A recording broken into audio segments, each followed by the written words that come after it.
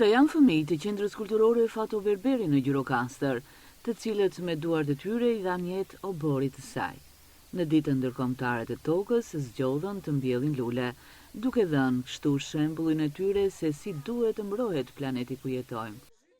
Sot është dita e tokës, në tokën duhet ta mbrojmë, mos ta ndotim mjedisin dhe të mbjellim sa më shumë lule dhe lulet mos t'i kaputim.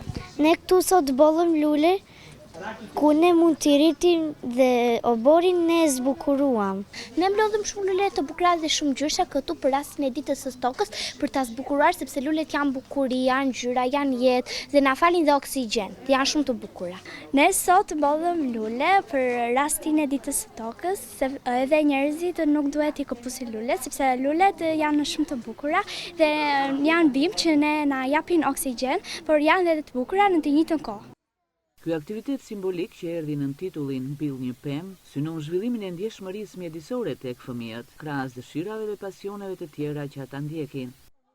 Në mënyrë simbolike mbollëm lule, kemi përgatitur lule art craft, në mënyrë që fëmijëve t'u tregojmë që jo vetëm mësojmë, jo vetëm këndojmë, jo vetëm punojmë me teknologjinë, por të mësojmë të mbrojmë dhe gjërat tona, shtëpinë tonë, e cila është toka, të përpiqemi ta ruajmë, të ruajmë pemët, të mbrojmë natyrën, sepse në fundit kjo është jeta, dhe fëmijët të mos largohen nga këto mesazhe kaq të rëndësishme.